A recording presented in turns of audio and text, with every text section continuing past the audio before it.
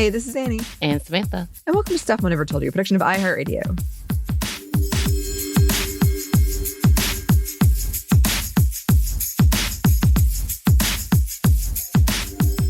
And welcome back to our fiction series. This is a once-a-month thing we do where we read a fiction that I wrote for National Novel Writing Month. So the editing is minimal, but Christina makes them sound amazing. And I like bringing them back because they're kind of fun for us to do. But also they're interesting to talk about what I was thinking, especially since most of this story revolves around motherhood and I'm not a mom. So that being said, this is the third of the trilogy, the Terminus trilogy. I can't stop you from listening wherever you want to start. But I will say you'd probably be lost if you started right here. We've got quite a decent amount of these now. Mm-hmm. Might have to put a playlist together or something. You should put a playlist, obviously. Yes, this is the shortest of the three. I think we'll be done in two more, maybe three, but probably two more. So it's coming to an end. That being said, content warning. This is it's pretty dark material. I laugh because I'm someone who for some reason seems to find relief in that in dark times, but I know that's not the case for everyone. And I appreciate that. But yes, this deals with disease, end of like humanity discussions, discussion of injuries and painkillers, very brief, but just put that in there. Infertility, weapons and guns, child endangerment. That doesn't really happen in this chapter, but the threat is there the whole time. And so, to recap, we have our main character, Tilda, who has grown up in this world where there is a disease that has made pretty much everybody infertile. And it's very rare to have a child. She happened to have a child.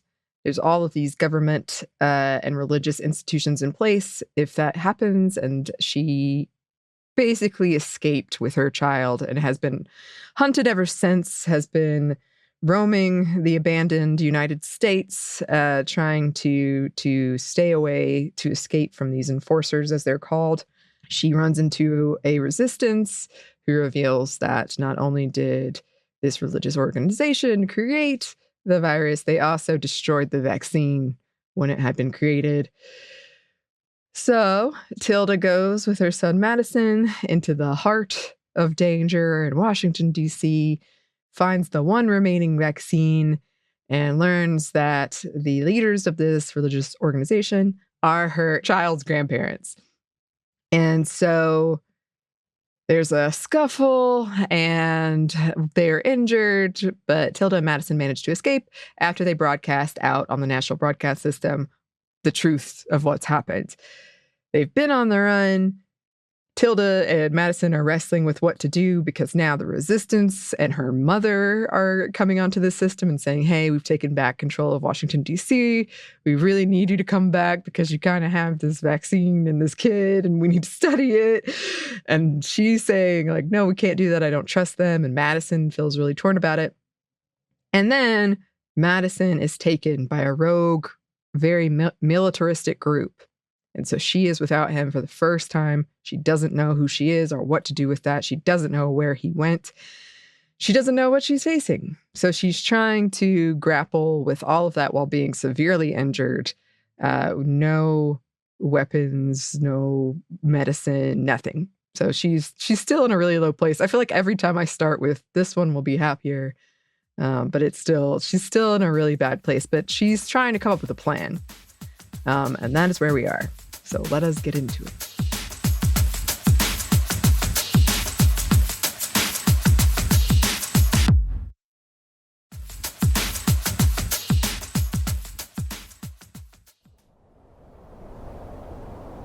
After a fitful rest, Tilda woke just before sunrise. Feeling like she'd gotten no sleep at all, she unzipped her sleeping bag, goosebumps rippling across her flesh underneath her clothes almost instantly as the cold air nipped at her skin, biting into her uncovered face and hands. Teeth chattering, she emerged from her cocoon as the sun broke over the horizon, rays of bright orange-yellow light spilling towards her, a rosy hue dappling the sky. Clumsily, and having to start over several times, she rolled up her bag and reattached it to her backpack, her knee throbbing at the weight she put on it. With a grimace, she leaned back towards the tree trunk, opening a new bottle of water since her other was empty and swallowing another handful of painkillers, the cold liquid frozen in some parts, stinging her throat.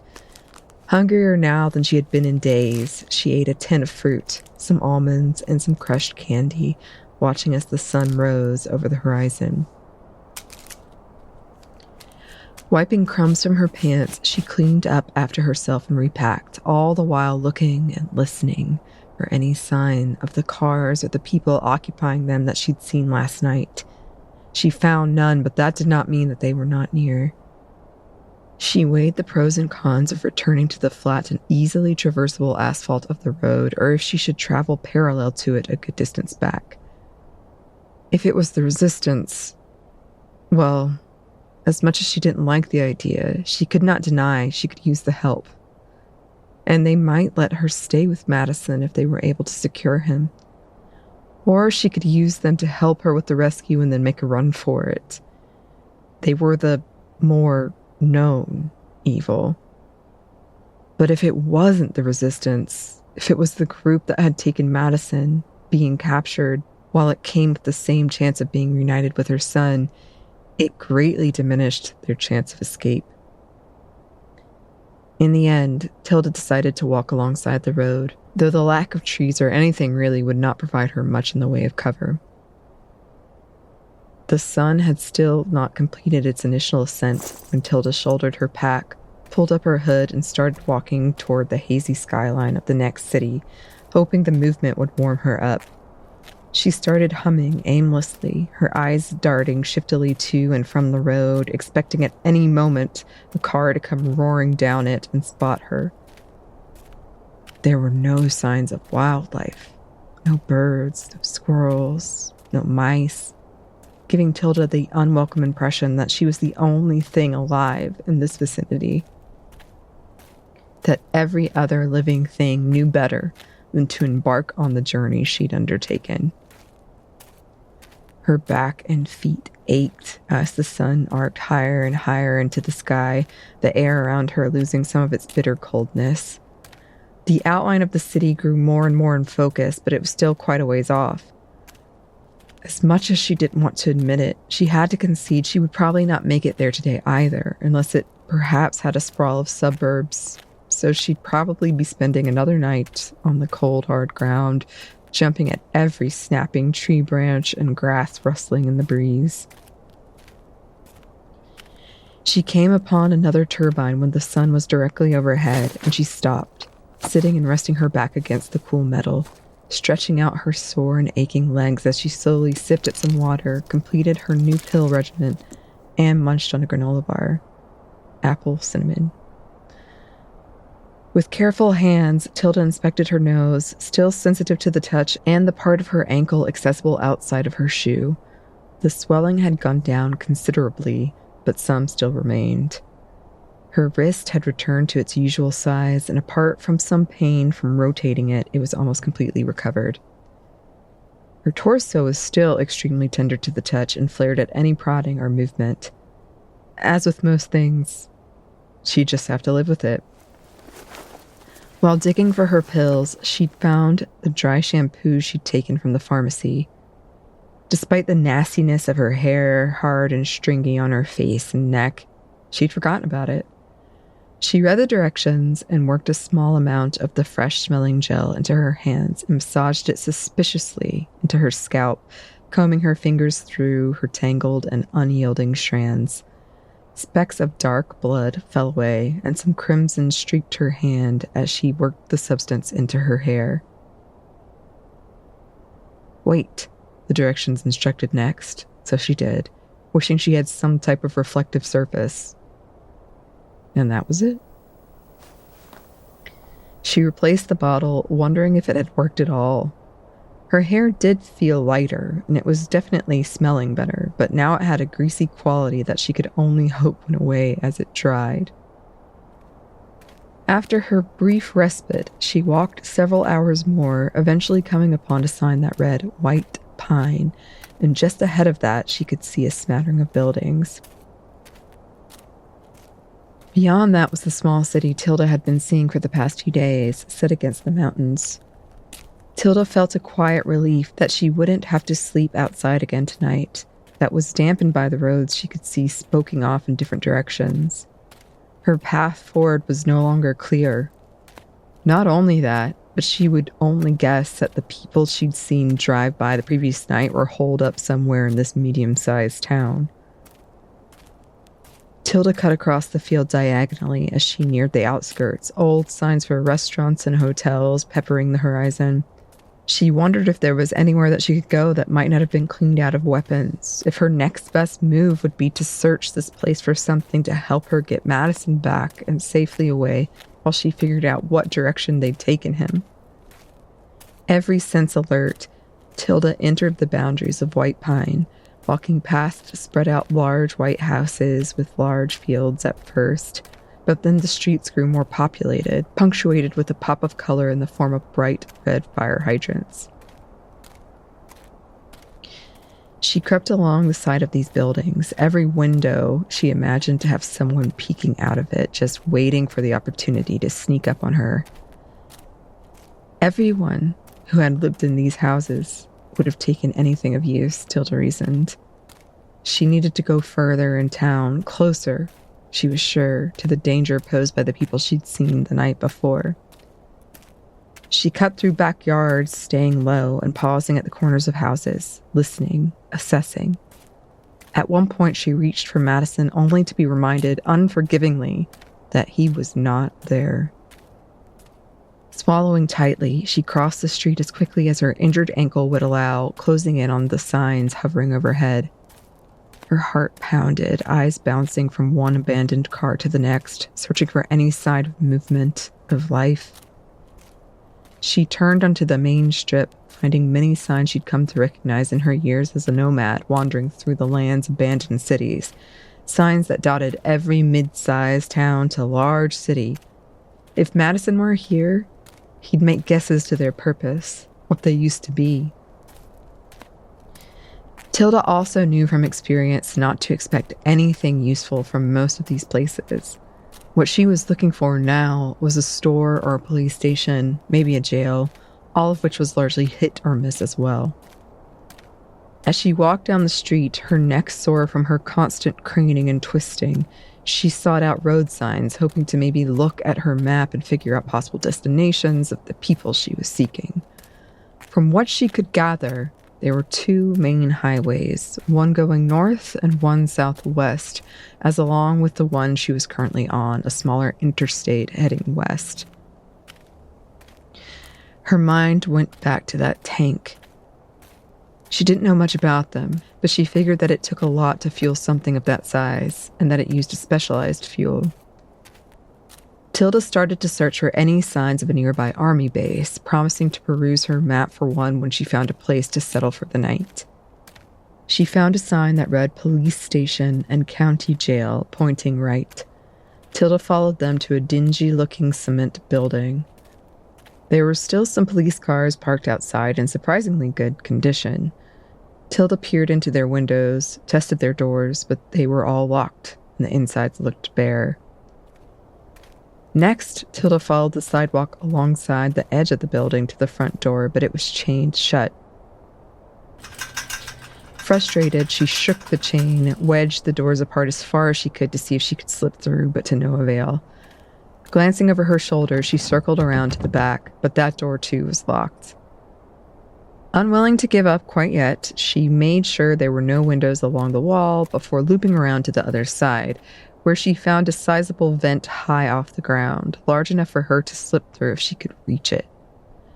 Looking around for something she could move and climb on top of, she saw some toppled trash cans.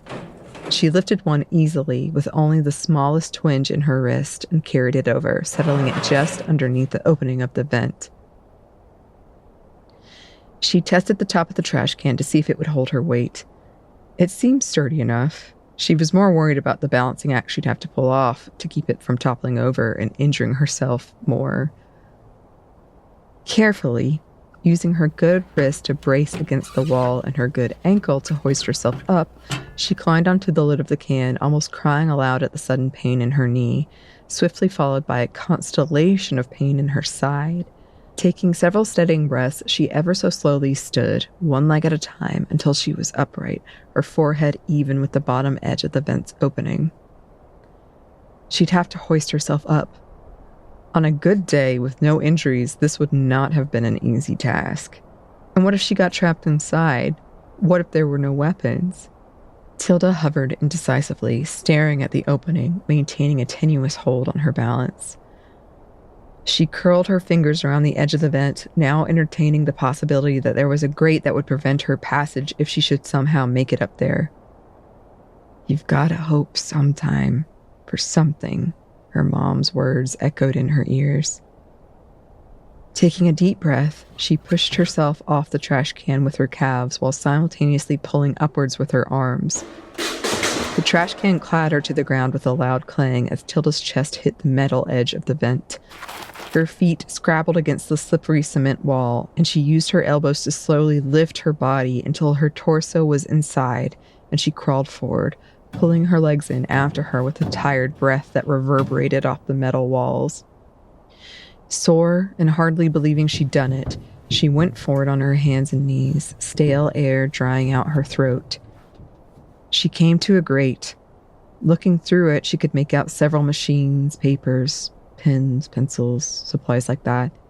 Her fingers felt along the edges, looking for a weakness. Something snagged on her sleeve. Upon investigation, it was a metal switch. Tentatively, she pulled it, startling violently when the grate clanged open and fell with a loud racket. Once again recovering her breath, she poked her head out the opening, doing her usual scan for threats. The room was dark, the hallway it opened into even darker. Just below her was a bulky machine topped with what appeared to be a plate of glass. Tilda righted herself and dangled her legs out the opening, and with as controlled a motion as possible, dropped onto the machine. It wobbled disconcertingly, but held her weight.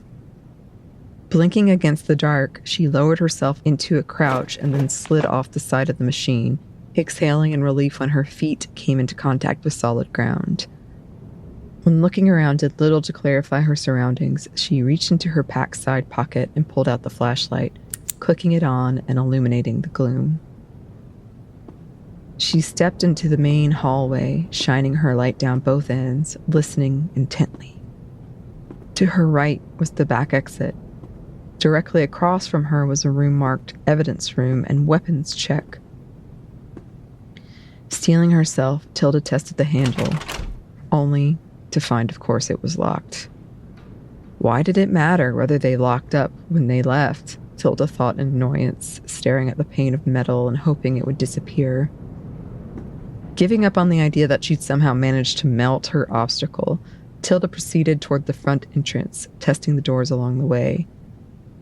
She explored what looked like an interrogation room, which was completely barren, and an office across from that, where she found a small handgun taped beneath one of the drawers. It didn't look like much, and perusing through the other drawers and shelves produced no ammo, but she did feel better having it. The desk was decorated with pictures of a happy-looking family. She wondered if they were still alive somewhere. The next two offices offered much less in terms of usefulness.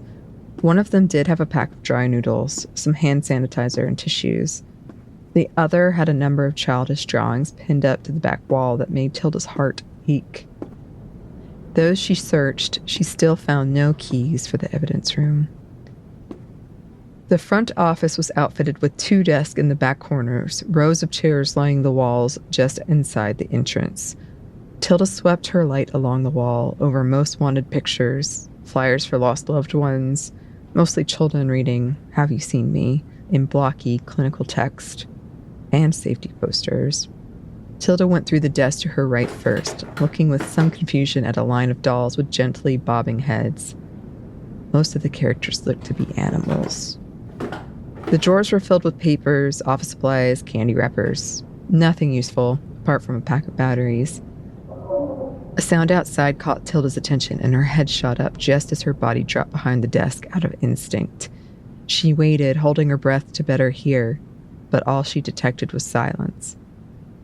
After a while, she stood slowly, feeling on edge, and made her way to the other desk. As her fingers searched underneath the wood panel under the computer, she felt something. Her flashlight revealed a small red button. Although she knew pressing it would almost certainly not result in any action since power here had long been out, she did not risk it, thinking of how loud an alarm would sound in this new silence that settled over everything like a shroud, a thin layer of dust coating their very existence. In the drawer, she found a stack of newspaper clippings. She was going to ignore them, but one of the headlines caught her attention, and she spread them out on the desk. New virus renders victim sterile. CDC stumped. This must be from the first outbreak of HSV-5, before people knew that it couldn't be cured, what it could do, that it was relentless and would bring humanity to its knees. She skimmed the article, wanting to scream into the past. There were quotes from doctors confessing that they'd never seen anything quite like it before, but that they were confident they could contain it, that a cure could be found. The next few clippings detailed HSV-5 spread around the world as doctors tried to stop it. Thousands of cases all over the globe, and those were only the ones reported. Some teenagers were stoned to death at the proof written on their faces that they'd had sex outside of wedlock. And then a piece advising parents to talk to their children about the dangers of having sex, and for young adults to refrain until the underlying cause of HSV-5 was covered. Some charts showing the projected decline of the population at the current rate, estimates of the number infected, an opinion piece about how it was our punishment from God for having sex so casually and lacking so much moral fiber and respect for the life of a fetus. Some stories from a local paper about cases shutting down the high school, interviews with frightened people on the streets. An emergency task force formed. A new government brought in, granted more powers than ever before in a democracy. As panic spread, the president asking residents to refrain from looting, from destruction. The government announcing conception centers, the rise of ARM. The creation of the Board of Better Parenting. The relocation of people into bigger cities near 5 main hubs. Tilda froze, staring at some pixelated dots that came together to form the image of Aaron and Angela Delane, standing seriously to the side of the then president. Everyone had gone along with this. There had been little resistance. But what could people have done? What else was there to do? Tilda's fingers rifled through the papers for the next headline, but there was none. She supposed that the person who had been collecting these had either relocated themselves or paper had ceased being delivered or stopped being printed altogether. The story felt incomplete, even though Tilda had experienced what happened after this. There were no papers anymore to give her the context of what was going on. No detailed analysis and interviews. Another loss to lament. After a moment, she decided to place the clippings in the front pocket of her pack. She resumed her search, rifling through the top drawer and then the bottom, lifting the plastic organizer more out of a need to be thorough than any expectation of discovery, only to touch something jagged and cold in metal. Keys, she thought excitedly, retrieving the jangling keychain, hitting her hip and cursing loudly in her eagerness to get out from behind the desk. Recovering quickly, she went to the end of the hall and began testing each key in the lock both ways. The fourth key slid home, and she twisted it to the left with a heavy thunk. Tilda pulled the key free and pushed the door open, coughing against a puff of dust, the particles of which danced in the light from her flashlight. Hinges groaned as they were opened for the first time in many years, and Tilda stepped inside, waving away the dust. Inside were rows of metal shelving, behind a glass pane and a chain-link door. Tilda tested the door. When it didn't give, she went through key after key until she heard the click of the right one, grimacing at the squealing sound it made when she swung it free. Without wasting any time, Tilda started to sort through the evidence boxes, finding mostly powders and pills, some needles, knives. She pocketed the ones that had a housing for the blade inside the handle. A rather large handgun and a box of ammo, which she took as well. The next row produced much of the same, mostly drugs. What did they need to cope with back then, Tilda wondered. The row over was weapons checkout. Tilda looked down at it for a moment, thinking about the God machine and the tank. A lot of the weapons were missing, taken when the town emptied, Tilda imagined. Whoever had locked the doors had probably had the intention of staying here, of coming back.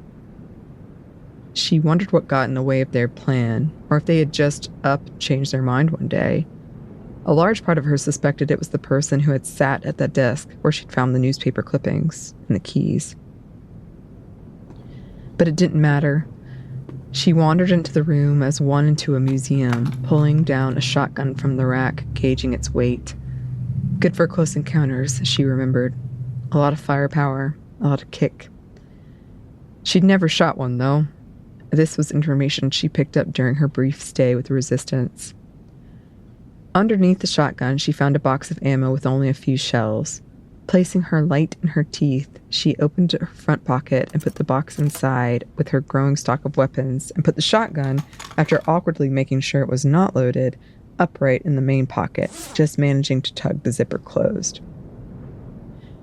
There were a few handguns remaining, but no ammo for them, so she left them untouched. There was a rack of bulletproof vests. Tilda felt the material between her fingers, wondering if they'd do her any good. She slid her pack off and looked for the smallest one and slid it over her shoulders, but it was still huge on her. It would definitely impede her ability to run, her general movement. She took it off and replaced it, putting her now heavier pack back on with a grunt. Opposite the vest was a wall labeled Anti-Riot and Crowd Control.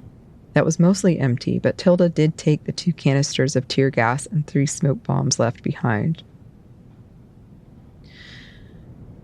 She remembered as if it was a lifetime ago the hunting knife, matches, and lighter she'd snagged from the state park gift store before she and Madison trekked through the national forest.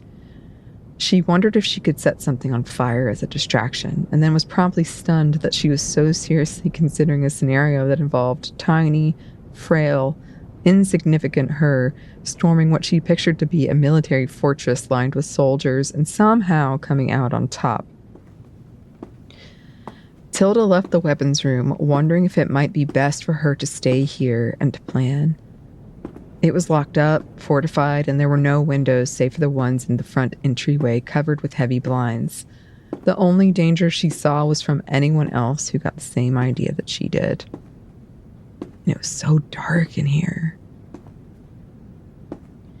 She went to the back door, celebrating silently when she slid the lock open without a key and cracked it open, bright afternoon light assaulting her eyes, the croak of old rusty hinges loud in her eardrums. Once the door was open, she took a moment for her eyes to adjust, looking around behind the building, her eyes lingering for a second on the fallen trash can she'd used to boost herself up. Hearing nothing, she stepped out into the day and shut the door as quietly as she could behind her, so as to hopefully erase as much of her presence as possible. She hated this feeling. She was hunted. She wondered if she'd ever live free of that feeling again. Tilda turned right, down the town center, and in the general direction she'd been heading, darting from building to building, keeping her eye on the street. Another town, another main square, this one decorated with banners of blue and yellow for the local college. She circled around, knowing the only buildings she'd find inside would be souvenir shops and restaurants. Another row of restaurants lined the main square, most of them the ones that she and Madison had seen before in other towns. Those she passed quickly as well, wanting to find shelter as quickly as possible to get out of sight and consult a map so she could formulate a plan. A couple blocks down, she passed an elementary school, but dismissed that as well. Schools were some of Madison's favorite places. She'd never be able to concentrate, surrounded by a constant reminder of him and the stakes that she faced. Almost immediately after was a graveyard, which Tilda found odd. To have a school for young children so close to a church and a graveyard, it practically shared a border with the playground. Across the way was a church. While Tilda did not like sheltering in churches, they did generally have a bed, the doors usually unlocked, and were often the last place most people liked to hole up in these days. So she made her way to the small white wooden structure with its spire jutting into the sky. She skirted her way along the outside of the graveyard, though it took longer. Tilda told herself it was because it was wide open and exposed. It was atop a small hill, and with her recent injuries, Tilda was huffing a little by the time she reached the double doors, wishing she could see inside the red, stained glass windows. Anxiously, she shouldered open the door, unsurprised when it opened at her touch. The wide open space inside was well lit, light streaming from the rafters. The stained glass painted diamonds of blues, purples, greens, and reds on white walls and wooden pews. A red carpet down the middle leading up to a raised level with a podium and the familiarly unsettling statue of a man hanging by nails from his hands from a cross, a stone tear on his cheek, a crown of thorns on his head. Tilda looked around as she entered. A spiral metal staircase was on her left, and another pair of double doors were down the hallway to her right. Tearing her gaze away from the statue that sent a chill up her spine every time, she took the doors, unable to see through the dirty, dusty windows.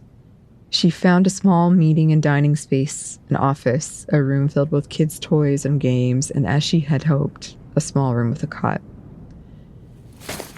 Tilda slid off her pack and shut the door behind her, taking a seat on the bed. There was a small rectangular window above her head for light to stream through, but other than that, the square white room was enclosed.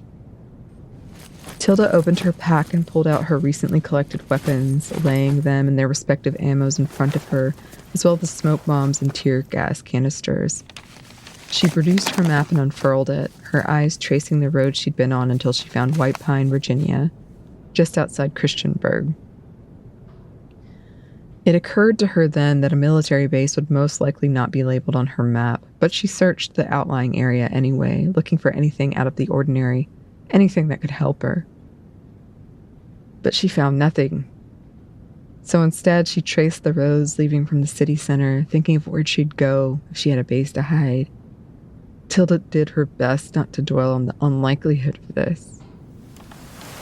Gingerly, she stretched out her legs, eyeing the weapons laid out before her.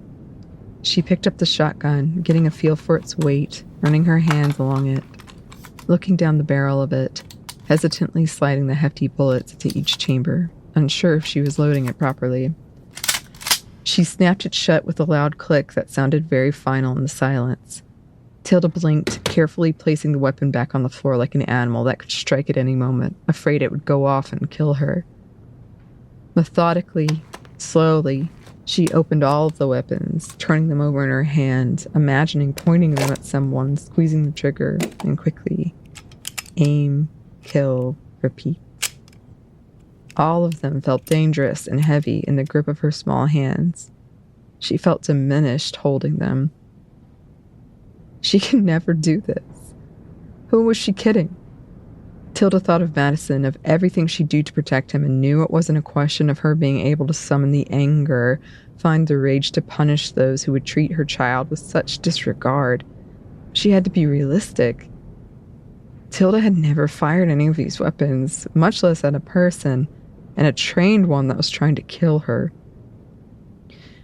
With all the weapons she'd been dead set on collecting in front of her, that she'd been convinced would be the solution she so desperately needed to solve all of her problems, they now appeared in her hands completely useless.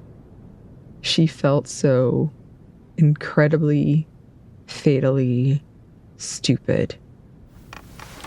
She drew her knees up to her chest and buried her head in them, the first sob racking up her throat, followed in quick succession by another and another, as she finally gave in to her grief, each one accompanied by sharp, fiery pain.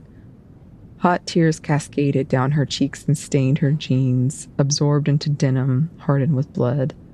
The bulky bandage around her knee pressed into her forehead. The room closed in on her as she wept, smaller and smaller, and her shrinking with it.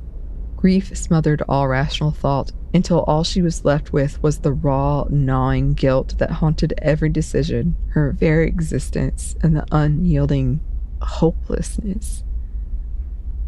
The truth that she'd probably never see Madison again, that she'd so far avoided because her very existence depended on it, must be faced.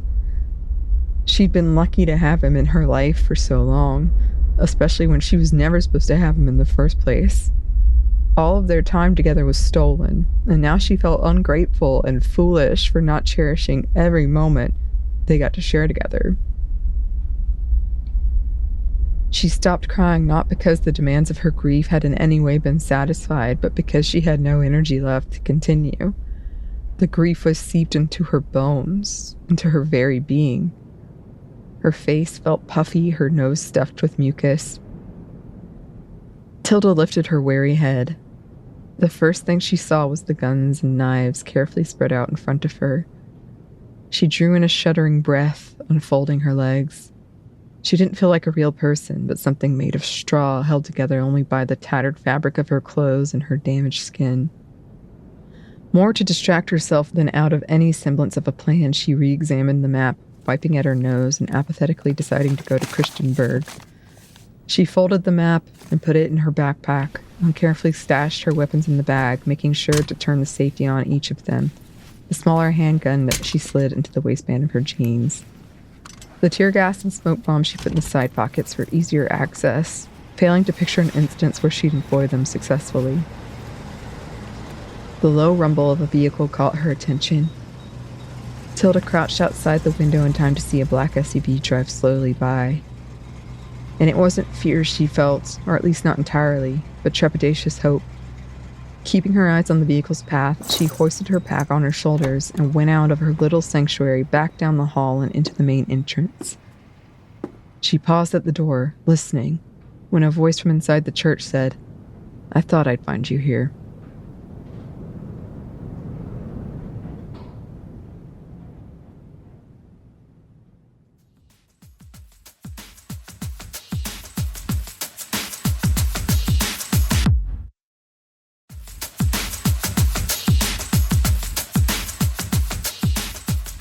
And that brings us to the end of this edition of SMNTY Fiction, and it's a cliffhanger. Do you like cliffhangers, Samantha? You know I don't. I'm a binger. You're a Can't stand binger? them. We've had some people write in and have asked me, like, when will it be done? And then I will binge it. Yep. I appreciate that. I appreciate that. This is a cliffhanger, but it will be resolved. All will be revealed. I would love to I don't hear. believe you. Oh, why not? I know I talk about this all the time, but you can clearly see how much map research I did for this. I don't know why, but I really went in on like the road names and the town names. Also, there's a lot of religious undertones in this chapter that I'd kind of forgotten about. But the church that's being described in here is definitely my church. That was what my church looked like. Yeah, yes, very small, kind of like it was beautiful, but it just had this creepy vibe. But I say that as someone who watches a lot of horror movies, so who's to say? Everything has a creepy vibe. My house is haunted. I think it might be. This is also such a video game chapter. Oh my gosh. Like the finding of the documents, you know, when the world has ended and you find all the newspaper clippings before it happened and you're reading those and opening up the map and marking locations, the weapon discovery, the flashlight. Like it's a very video gamey chapter. Again, I wrote this before The Last of Us came out. I swear I did. But I had still played like a lot of Resident Evil or Silent Hill, similar kind of mechanic games. But I'm excited. I'm excited to get to the end and share the ending of this whole saga. So I hope you're excited too. Thanks again. Double thanks to Christina, who makes these fantastic, who deals with my outline that just has vague sound cues like creepy door opening and makes it work. And thanks to you for listening. Yes, if you would like to email us, you can. We are at hello@stuffmomnevertoldyou.com. You can also find us on Blue Sky at Mom Stuff Podcast or on Instagram and TikTok at Stuff Mom Never Told You. We're also on YouTube. We have a TeePublic store, and we have a book you can get wherever you get your books. Thanks as always to our super producer Christina, our executive producer Maya, and our contributor Joey. Thank you. And thanks to you for listening. Stuff Mom Never Told You is a production of iHeartRadio. For more podcasts from iHeartRadio, you can check out the iHeartRadio app, Apple Podcasts, or wherever you listen to your favorite shows.